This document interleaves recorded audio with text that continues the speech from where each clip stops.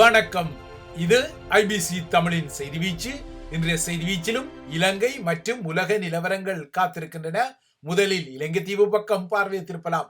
வில்லிபுத்தூர் ஆழ்வாரால் தமிழில் பாடப்பட்ட வில்லி பாரதம் வியாசரின் மகாபாரதத்தின் ஒரு தழுவல் என்றாலும் வில்லி பாரதத்தில் வடமொழி கலப்பு அதிகம் என்ற விமர்சனங்கள் இருந்தாலும் வில்லி பாரதத்தின் வரிகளில் வெறும் துரியோதனனின் எடுக்கவோ கோர்க்கவோ வாக்கியம் இன்றளவும் பிரபலமானது.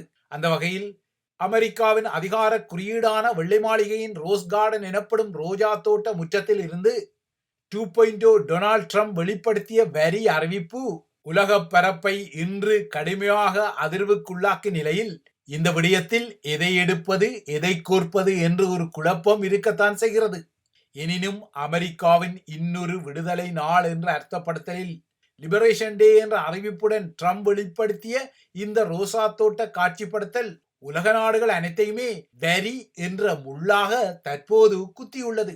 ட்ரம்பை பொறுத்தவரை அவர் பதவியேற்ற நாள் முதலே தனது நிர்வாகத்தின் இலட்சிய பொருளாதார நிகழ்ச்சி நிரல் என்ற கர்வத்துடன் கச்சை கட்டி நின்ற இந்த ஏப்ரல் 2 லிபரேஷன் டே அறிவிப்பு அமெரிக்காவுக்கு ஆண்டொன்றுக்கு 600 பில்லியன் அமெரிக்க டாலர்களை திரட்டும் திட்டங்களை கொண்டிருக்கின்றதோ இல்லையோ, இரண்டாம் உலகப் போருக்கு பின்னர் அமெரிக்கா தனது பங்காளிகள் பகையாளிகள் என அனைத்து நாடுகள் மீதும் தொடுத்துள்ள மிக தீவிரமான ஒரு போர் முனையாக இந்த வரி போர் முனை உருவாகியுள்ளது.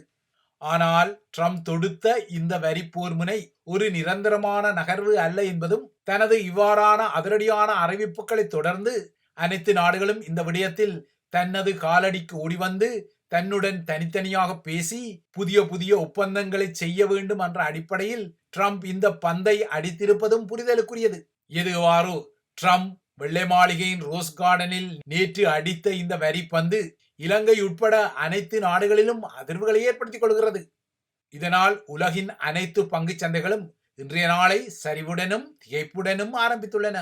ட்ரம்பின் இந்த அறிவிப்பு அடுத்து வால் ஸ்ட்ரீட்டின் அமெரிக்க பங்குச்சந்தையின் 3 முக்கிய குறியீடுகள் கடுமையாக சரிந்தன. ட்ரம்பின் இந்த வரி போர் அறிவிப்பை அடுத்து முதலீட்டாளர்கள் தமது பாதுகாப்பான இறுதி புகலிடமாக இருக்கும் தங்கத்தை கொள்வனவு செய்ய விரைந்து கொள்வதால் உலகின் தங்க விலையில் புதிய வரலாற்று சாதனை எட்டப்பட்டது.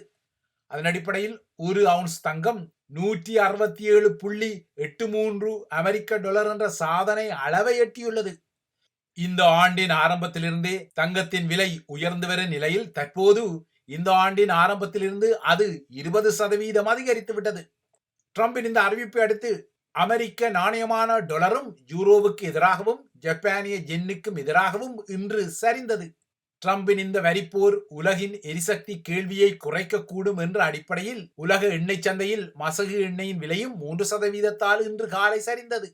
இலங்கை தீவை பொறுத்தவரை வெள்ளை மாளிகை ரோஜா தோட்டத்தின் முள் அதனையும் சுருக்கென நறுக்கென குத்தியுள்ளது. இந்த முள்குத்தலின் அடிப்படையில் இனிமேல் இலங்கையிலிருந்து அமெரிக்காவுக்கு ஏற்றுமதி செய்யப்படும் பொருட்களுக்கு அதிக வரிகள் விதிக்கப்பட்டுள்ளன. அதுவும் சும்மா இல்லை, 44% வரி. இதுவரை இலங்கையிலிருந்து அமெரிக்காவுக்கு ஏற்றுமதி செய்யப்படும் பொருட்களுக்கு 12.2% வரி இருந்த நிலையில் தற்போது அது ஏறக்குறைய 3.5 மடங்கு அளவுக்கு அதிகரித்துள்ளமை சிலருக்கு ஆச்சரியத்தை ஏற்படுத்தியுள்ளது. ஆனால் அமெரிக்கா இலங்கையில் உள்ள சீன ஆளுமையை இன்னும் தேய்வடைய வைக்கும் ஒரு அதிரடி கருவியாக இந்த வரியை பயன்படுத்துவதை அவதானிக்க முடிகின்றது. இன்னும் சிலருக்கு இலங்கையிலிருந்து அமெரிக்காவை நோக்கிய ஏற்றுமதி தடத்தில் முக்கிய இடத்தை பிடிக்கும் ஆடைகளின் ஏற்றுமதி துறையை ட்ரம்பின் இந்த வரி அறிவிப்பு கடுமையாக பாதிக்கும் என்ற அச்சத்தையும் உருவாக்கியுள்ளது. இவ்வாறாக உருவாகியுள்ள அச்ச நிலைக்கு ஆதாரங்கள் இல்லாமல் இல்லை. ஏனெனில் இலங்கை தீவின் மொத்த ஏற்றுமதி துறையில் 25% தைத்த ஆடைகள் இடம் பிடித்துக் கொள்கின்றன. அதிலும் இவ்வாறாக தைத்த ஆடைகளின் ஏற்றுமதி தளத்தில் அமெரிக்காவுக்கு ஒரு முக்கிய இடம் உள்ளதால் ட்ரம்பின் இந்த அறிவிப்பு ஸ்ரீலங்காவுக்கு மிக பாதகமான ஒரு நிலைமையை உருவாக்க தலைப்படுகின்றது. கடந்த வருடம் இலங்கை தீவின் ஏற்றுமதி வருமான கணக்கு வழக்கை பார்த்தால் அந்த கணக்கில் அமெரிக்காவிலிருந்து 3 பில்லியன் அமெரிக்க டாலர் வந்திருக்கின்றது.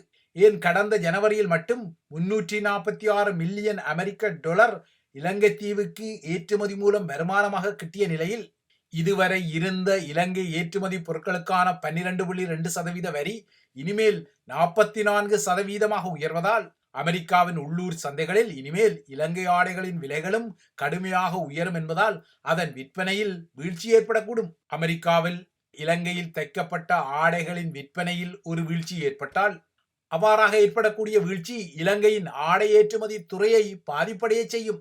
இந்த பாதகம் நீட்சி அடைந்தால் இலங்கையில் ஆடை ஏற்றுமதி துறையில் பணிபுரியும் கணிசமான பணியாளர்கள் எதிர்காலத்தில் பணி இழப்புகளை எதிர்கொள்ள நேரிடும் என்ற அச்சம் இப்போதே முன்வைக்கப்பட்டுள்ளது. இவ்வாறாக இடம்பெற்றால் ஏற்கனவே வேலையில்லா திண்டாட்டத்தால் பாதிப்படையும் இலங்கையர்களுக்கு மேலும் பெரும் பாதகத்தை இது உருவாக்கக்கூடும். இவ்வாறான நிலைமை நாட்டிலிருந்து மேலும் இளையோரை வெளிநாடுகளுக்கு பெட்டிகளை தூக்க வைக்கும். ட்ரம்ப் அறிவித்த லிபரேஷன் டே வரிப்பட்டியலில் இலங்கை 6வது இடத்தில் மிக உயர்ந்த வரியை எதிர்கொள்வது சிலருக்கு ஆச்சரியத்தை ஏற்படுத்தத்தான் செய்கின்றது. ஆனால் இந்த பதிவுகளை தொடர்ச்சியாக நீங்கள் பார்த்தால் ட்ரம்பின் இந்த அறிவிப்பில் உங்களுக்கு அநேகமாக ஆச்சரியம் ஏற்படுவதற்கு வாய்ப்புகள் இல்லை. ஏனெனில் இந்த வரி உயர்வு அறிவிப்பினூடாக வெள்ளை மாளிகை அமெரிக்காவின் இந்தோ பசிபிக் ஆட்டத்துக்காக கொழும்புடன் ஒரு முக்கியமான டீலை பேச முனைவது தெரிகிறது. இந்த வேளை கடந்த மாதத்தின் இறுதியில் அமெரிக்க கடற்படையின் இந்தோ பசிபிக் கட்டளை தளபதி அட்மிரல் சாமுவேல் ஜே பெப்பாரோ இலங்கையில் நின்ற விடயத்தை நீங்கள் மீண்டும் ஒரு முறை நினைவூட்டிக் கொள்ள வேண்டும். அமெரிக்காவிலிருந்து இவ்வாறான உயர் நட்சத்திர படை அதிகாரிகள் இலங்கை தீவுக்கு செல்வது அரிதான ஒரு நிகழ்வாக இருந்தாலும் பெப்பரோ கடந்த மார்ச் 19 இலங்கையில் நின்றிருந்தார். ஒருவேளை அவர் கொழும்பில் தங்கி நின்ற போது பேசப்பட்ட டீல்கள் சரியாக படிந்திருந்தால், இல்லையென்றால் சுழுவாக அமைந்திருந்தால் நேற்று ட்ரம்ப் அறிவித்த வரி விதிப்பில் இலங்கைக்கு விதிவிலக்குகள் கிட்டியிருக்கக்கூடும், இல்லையென்றால் குறைவான வரி விதிப்பு பதிவாகி இருக்கக்கூடும். அந்த வகையில் பார்த்தால் அமெரிக்காவுக்கும் ஸ்ரீலங்காவுக்கும் இடையில் புதிய பாதுகாப்பு ஒப்பந்தங்கள் உட்பட்ட ஒப்பந்தங்களை உருவாக்கும் நகர்வுகளில் ஏகேடிஆர் தரப்பு ஒரு இழுத்தடிப்பை செய்வதாக அமெரிக்கா கருதி கொள்வதால் இந்த நிலைமையை மாற்ற ட்ரம்ப் இந்த அதிகமான வரி விதிப்பு என்ற அடியை அடித்திருப்பது போல தெரிகிறது. ஸ்ரீலங்காவை பொறுத்தவரை இப்போது ஒரு முட்டுச்சந்து நிலை ஏற்பட தலைப்படுகிறது. அதுவும் பெரியண்ணன் வீட்டின் பிரதமர் மோடிஜி நாளை மாலை கொழும்பில் கால்வதிக்க உள்ள நிலையில் வாஷிங்டன் ஏகேடிஆரின் அரசாங்கத்துடன் இவ்வாறாக ஒரு டீலா நோடீலா ஆட்டத்தை நீட்சிப்படுத்துவதை ட்ரம்பின் வரி அறிவிப்பு புலப்படுத்தியுள்ளது. ஆயினும் அமெரிக்கா விதித்த வரி உயர்வால் பெரும் பாதிப்புகள் இல்லை, எல்லாவற்றையும் வெட்டியாடுவோம் என ஏகேடிஆரின் முகங்கள் இனி சவடால்களை வெளிப்படுத்தக்கூடும். ஆனால் யதார்த்தமாக நோக்கினால் ட்ரம்ப் அறிவித்த இந்த வரி உயர்வு இலங்கை தீவுக்கு மிக மிக பாதகமான ஒரு நிலைமையை உருவாக்கியுள்ளது. ஏற்கனவே US8 எனப்படும் நிதியுதவியும் இலங்கைக்கு நிறுத்தப்பட்ட நிலையில் அடிக்கு மேல் அடியாக இவ்வாறாக புதிய வரி உயர்வும் கிட்டியுள்ளது. அமெரிக்காவின் வரி உயர்வு பாதகத்தை தவிர்க்க ஏகேடிஆர் தரப்பு உண்மையில் முயன்றால் அதனால் தனக்கு ஆதாயங்கள் கிட்டும் என வெள்ளை மாளிகை நினைக்கிறது. குறிப்பாக இலங்கையில் எரிசக்தி கட்டமைப்புகளை இயக்கும் உரித்துக்களில் இப்போது இந்திய பெரியனருக்கே அதிக வகிவாகம் கிட்டும் நிலையில் இனிமேல் இந்த வகிவாகத்தில் அமெரிக்காவும் கொழும்பு அதிகார மையத்திடம் அதிகமான இடம் கோரக்கூடும். ஒருவேளை வெள்ளை மாளிகையின் இந்த நகர்வுகள் சரியாக வந்தால் இலங்கையில் அமெரிக்கா தனக்குரிய இடத்தை இன்னும் அதிகமாக பெறக்கூடிய வகையில் கொழும்பு அதிகார மையம், குறிப்பாக ஏகேடிஆர் அதிகார மையம் வேறு வழியின்றி அதனுடன் பேச்சுக்களை நடத்த வேண்டியே வரும். ட்ரம்பை பொறுத்தவரை இலங்கைக்கான வரி விதிப்பை குறைக்கும் அறிவிப்பை செய்வது மிக மிக சுலபமானது, சுண்டக்காய்த்தனமானது. அதன் அடிப்படையில் இலங்கைக்கான வரிகள் குறித்த தேதியிலிருந்து குறைக்கப்படுவதாக ஒரு நிர்வாக ஆணையை ட்ரம்ப் பிறப்பித்தால் காணும் அது நடைமுறைக்கு வந்துவிடும். ஆகையால் இந்த விடயத்தில் இப்போது பந்து கொழும்பின் முற்றத்தில் உள்ளது. ட்ரம்ப் இந்த வரி விதிப்பு நகர்வு ஊடாக இலங்கையில் உள்ள சீன ஆளுமையை குறைப்பது, அதற்கு மாறாக அந்த தீவில் தனது நலன்களை அதிகரித்துக் கொள்வது என்ற ஒரே கல்லில் 2 மாங்காய்கள் அடிக்கும் தந்திரத்தை பிரயோகிக்கிறார் போல தெரிகிறது. ஆக மொத்தம் கடந்த 19ஆம் தேதி இந்த பதிவில் குறிப்பிடப்பட்ட வார்த்தைகளை மீண்டும் ஒருமுறை இப்போதும் சொல்லிக்கொள்ள முடியும். அதாவது இலங்கைக்கு US8 நிதி உட்பட்ட நிதி பொதிகளும் நிவாரண உதவிகளும் மீண்டும் திறக்கப்பட வேண்டுமானால் இலங்கையில் தனது இந்தோ பசிபிக் பாதுகாப்பு வியூகத்துக்கு ஏகேடிஆர் தரப்பு முக்கியமான அபிற்பாகங்களை தனது வேள்வி குண்டத்தில் வீச வேண்டும் என 2.0 ட்ரம்ப் நிர்வாகம் அழுத்துகின்றது என்பதே அந்த வார்த்தைகள். இப்போது அந்த வார்த்தைகளில் ஒரு மாற்றத்தை இன்றும் செய்து வெளியிட்டுக் கொள்ளலாம். அதாவது இலங்கைக்கான நிதி பொதிகளும் நேற்று இலங்கை தீவுக்கு அறிவிக்கப்பட்ட வரி உயர்விலும் ஒரு நிவாரணம், அதாவது தளர்வு வேண்டுமானால் ஏகேடிஆரே உங்கள் தரப்பில் என்ன நினைக்கின்றீர்கள், இதில் உங்களுக்கு எப்படி வசதி என்பதே வெள்ளை மாளிகை கொழும்பை நோக்கி தொடுக்கும் ஒரு கேள்வியாகின்றது. இவ்வாறாக வெளியிலிருந்து வரியாட்டங்கள் வரும் நிலையில் உள்ளூரில் உள்ளூராட்சி தேர்தல் களமும் அதிர்ந்து கொள்கின்றது. அந்த வகையில் தமிழர் தாயக பரப்பில் உள்ளூராட்சி தேர்தலை மையப்படுத்தி இடம்பெறும் அதிர்வுகளில் ஒன்றாக வடக்கின் சுயேட்சை கிளாடியேட்டர் அர்ச்சுனா வேட்புமனு தாக்கலின் போது சில தில்லாலங்கடித்தனங்களையும் தில்லுமுள்ளுகளையும் செய்ததாக அவரது அணியில் வேட்பாளராக போட்டியிட்ட ஒரு சாமானிய பெண்ணின் குரல் வீரியமாக எழுந்துள்ளது. இந்த குரல் அர்ச்சனாவின் ஆதரவு வலையமைப்புக்கு ஒரு உடறுப்பு குரலாக வந்திருப்பதால் இந்த பதிவில் அடிக்கடி சொல்லப்படும் பட்டங்கட்டிய சிட்டுக்குருவி சட்டிபானையெல்லாம் தட்டி லொடலொடப்பை செய்யும் பரப்பில் உள்ளூராட்சி தேர்தல் வேட்பாளர்களான தம்மை அர்ச்சுனா நம்ப வைத்து கழுத்தறுத்து விட்டதான பெண்ணின் குரல் புதிய அதிர்வுகளை உருவாக்குவதை காண முடிகிறது. இவை இலங்கையை மையப்படுத்திய விடயங்கள். அடுத்து உலக விடயங்களிலும் வேறு வழியின்றி டொனால்ட் டிரம்பின் விடுதலை நாள் அதிர்வுகளைத்தான் நோக்க வேண்டி வருகின்றது. அமெரிக்காவுக்குரிய தேசிய பொருளாதார அவசரகால நிலையொன்றை அறிவித்த அரசு தலைவர் டொனால்ட் ட்ரம்ப் அந்த அறிவிப்புக்காக 48 நிமிடங்களை எடுத்துக்கொண்டார். ட்ரம்ப் நேற்று வழங்கிய இந்த 48 நிமிட உரையின் அதிர்வுகள் இன்று உலகளாவிய ரீதியில் கடுமையான பின்விளைவுகளை ஏற்படுத்தியுள்ளன. ட்ரம்ப் தனது உரையில் சில அப்பட்டமான பொய்யான மற்றும் மிகைப்படுத்தப்பட்ட தரவுகளை உள்ளடக்கி இருந்தாலும் இந்த அதிர்வுகள் பலமாக இருந்தன. ட்ரம்பின் இந்த தீவிரமான வரி வர்த்தக போர் உலக பொருளாதாரத்தை சேதப்படுத்த முதலீட்டாளர்கள் அஞ்சிக் கொள்வதால் உலக எண்ணெய் சந்தையின் சரிவு உட்பட்ட பல அதிர்வுகள் தொடர்கின்றன. ட்ரம்ப் அறிவித்த இந்த புதிய வரிகள் 1910ஆம் ஆண்டுக்கு பின்னர் அமெரிக்கா இதுவரை கண்டிராத வகையில் அதன் வரிகளை உயர்த்தியுள்ள நகர்வை அம்பலப்படுத்தியுள்ளது.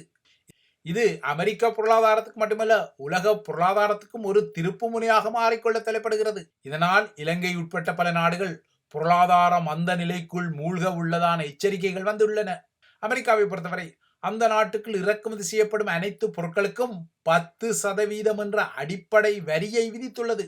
இந்த வரி நாளை வெள்ளிக்கிழமை நள்ளிரவு கடந்து சனிக்கிழமை அதிகாலை 12:01 நடைமுறைக்கு வரும்.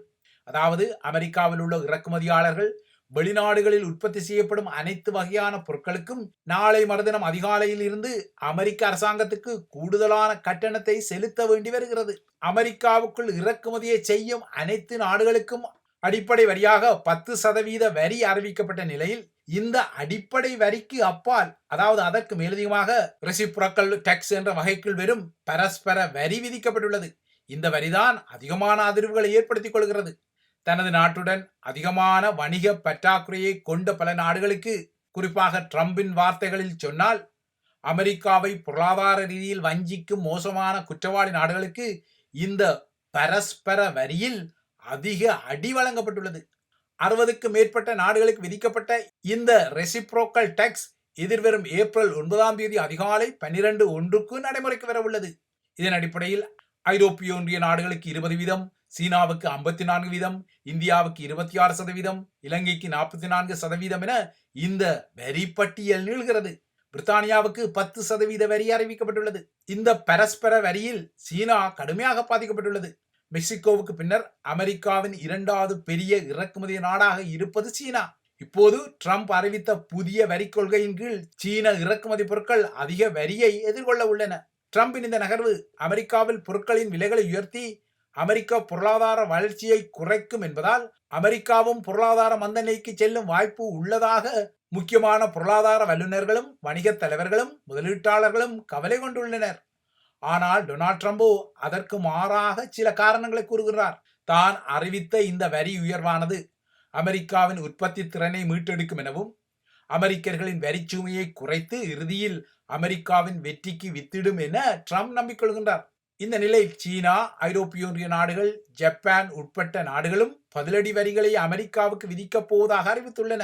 அமெரிக்காவுடனான வணிக கொள்கைகளை பொறுத்தவரை இந்தியா மிகவும் கடினமாக நடந்து கொள்வதாகவும் இந்திய சந்தையில் அமெரிக்க இறக்குமதிகள் போட்டியிடுவதை தடுக்க இந்தியாவின் வர்த்தக கொள்கைகள் அமெரிக்காவுக்கு பாதகமாக இருப்பதாகவும் ட்ரம்ப் நேற்று தனது உரையில் இந்தியாவையும் சாடிக்கொண்டார். இந்தியா மிக மிக மோசமாக நடந்து கொள்வதாகவும் அவர் குறைப்பட்டுக் கொண்டார். இந்திய பிரதமர் நரேந்திர மோடி தனக்கு ஒரு சிறந்த நண்பராக இருந்தாலும் இந்தியா வணிகத்துறையில் அமெரிக்காவை சரியாக நடத்தவில்லை என்ற குறையை தான் மோடியிடம் நெற்றிக்கு நேரே சொன்னதாகவும் ட்ரம்ப் குறிப்பிட்டுள்ளார். ஆக மொத்தம் வெள்ளை மாளிகையின் ரோசா தோட்டத்திலிருந்து டொனால்ட் ட்ரம்ப் பகிரங்கப்படுத்திய இந்த வரி உயர்வானது உலகில் இன்று பலமான அதிர்வுகளை எதிரொலிக்க வைத்திருப்பது மட்டும் நிதர்சனமானது. இவைதான் ஐபிசி தமிழின் செய்தி வீச்சு. தொடர்ந்தும் ஐபிசி தமிழுடன் இணைந்திருங்கள்.